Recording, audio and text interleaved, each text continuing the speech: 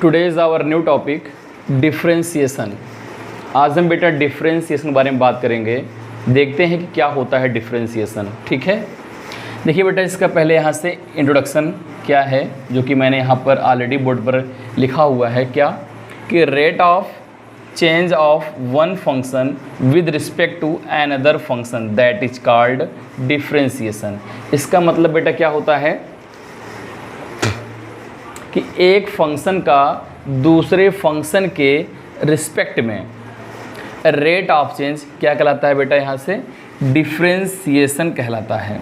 ठीक है, आगे यहाँ पर देखिए और भी बातें दी गई हैं। क्या कि it is denoted by d d x of y, या इसको बेटा हम ऐसे लिख सकते हैं, या फिर इसको हम d d x of y एक साथ लिख सकते हैं। ये देखिए दोनों बातें ही सही है, चाहे इसको आप ऐसे रिप्रेजेंट करिए या चाहे इसको ऐसे रिप्रेजेंट करिए बेटा।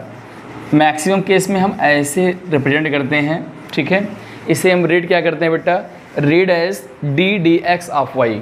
इसे आप कभी भी इस तरह से रीड नहीं करेंगे कि d y by d x. इसे हम क्या रीड करेंगे, d d x of y. चलिए, ये तो रहा इसका एक जनरल इंट्रोडक्शन।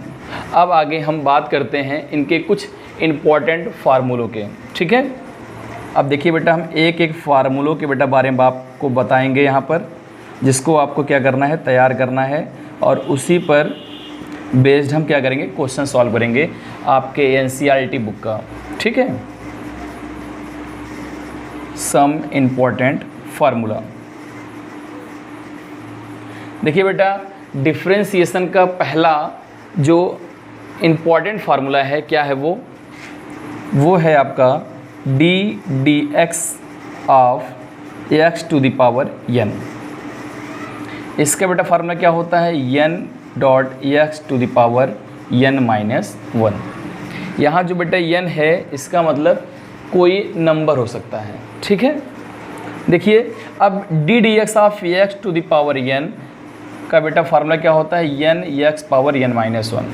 अगर हम क्वेश्चन की बेटा बात करें, जैसे ध्यान दीजिए यहाँ से d d x of x to the power 5।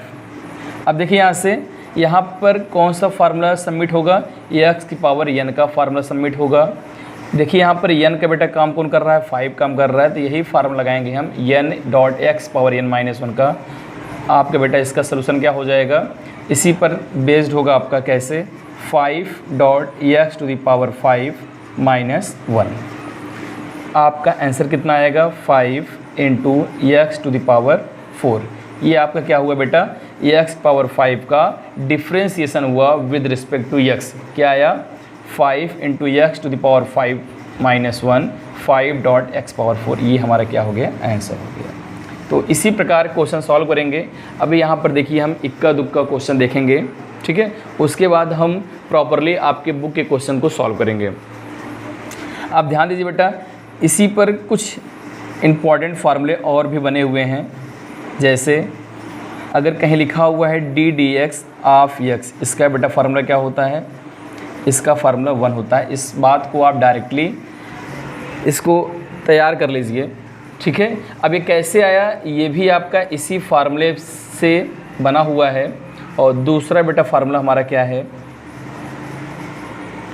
Under root x. अगर कहीं पर बेटा अगर कोई वेरिएबल अंडर रूट के फॉर्म में है, इसका डायरेक्ट हम डिफ्रेंसिएशन क्या सीखते हैं, 1/2 अंडर रूट एक्स। ठीक, ये कैसे आया अभी हम सब आपको बताते हैं बारी बारी करके। ठीक है, और हमारा बेटा इसके बाद जो तीसरा फार्मूला है, इसी पर बेस्ड कौन सा है, D d x of 1/x। इसका बेटा फार्मूला क्या होगा, -1 to the power x square. ये आपके x to the power n पर बेस्ड बेटा 3 फार्मूले ऐसे हैं जिनका यूज हम क्वेश्चन करते समय डायरेक्टली करेंगे। ठीक, अब देखिए कैसे ये फार्मूला यहाँ से आया, अब इसके हम बारे में बात करेंगे। ठीक है, अब देखिए यहाँ से, जैसे यहाँ पर लिखा हुआ है कि कैसे हम जान गए कि बेटा D d x of x की वैल्यू 1 होती है। ध्यान दीजिए, तो एक्स की बेटा पावर क्या है, 1 है। लगाइए फार्मूला कौन सा, आप dx of x to the power n this is equal to n dot x power n minus 1। तुम्हारा बेटा क्या हो जाएगा यहाँ से 1 डॉट x पावर 1 माइनस 1 क्या हो जाएगा 1 डॉट x पावर 0। अब ध्यान दीजिए बेटा x पावर 0 का बेटा मतलब क्या होता है, इसकी वैल्यू होती है 1, ठीक है। और 1 डॉट पहले था तो कितना इसका आंसर आया, इसका आंसर आया 1। तो इस प्रकार क्या करते हैं हम, अगर x कहीं आया तो इसका हम डायरेक्ट वैल्यू यहाँ से अपने माइंड में मेकअप करते हैं इसको कि इसकी वैल्यू क्या होती 1 होती है।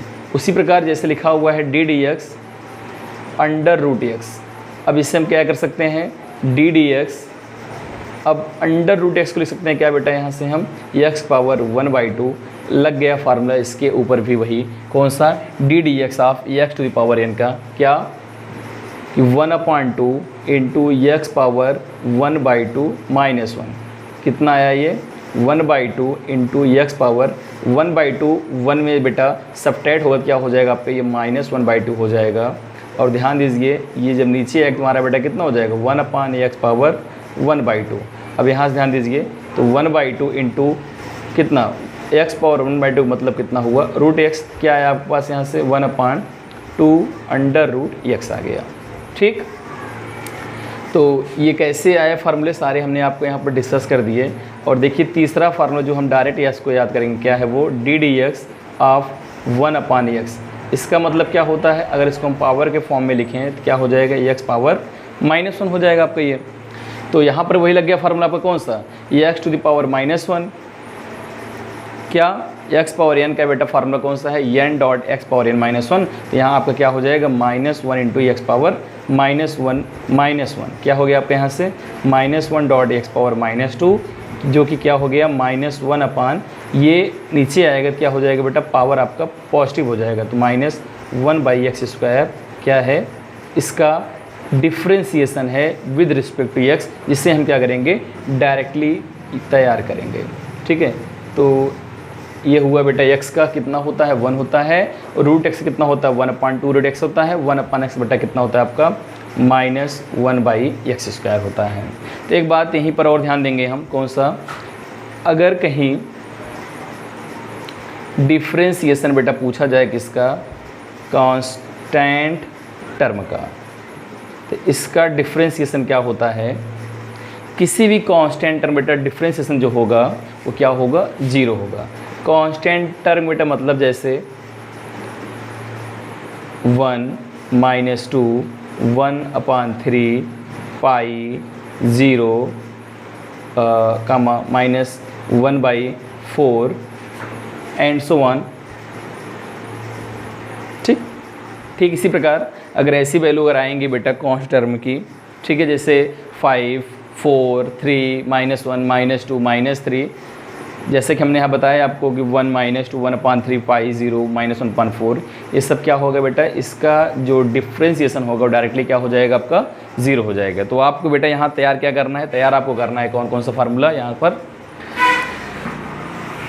मेन फार्मूला आपको तो यही है x पावर n, जिसका फार्मूला होता है n dot x power n -1, और क्या x का क्या होता है 1 होता है, रूट x क्या होता है 1/2 रूट x होता है, 1/x बेटा क्या होता है -1/x² होता है। अब कैसे आए सारे वैल्यू, देखिए हमने यहाँ पर सबको बारी बारी क्या किया है डिस्कस किया हुआ है। और हमने यहाँ पर देखिए एक बात आपको नोट में बताई हुई है कि अगर कहीं पर कांस्टेंट टर्म आए तो उसका जो डिफ्रेंसिएशन होगा वो क्या होगा वो 0 होगा। दैट इज़ कांस्टेंट टर्म का मतलब जैसे 1 -2 1/3 पाई 0 -1/4, मतलब कि कोई सभी रियल नंबर हो, कोई सभी क्या हो रियल नंबर हो, तो क्या हो जाएगा उसके लिए ये वैल्यू 0 हो जाएगी, क्या डिफ्रेंसिएशन, ठीक है। तो इसको एक बार अपनी कॉपी में आप नोट कर लें, उसके फिर आगे हम अभी डिस्कस करते हैं।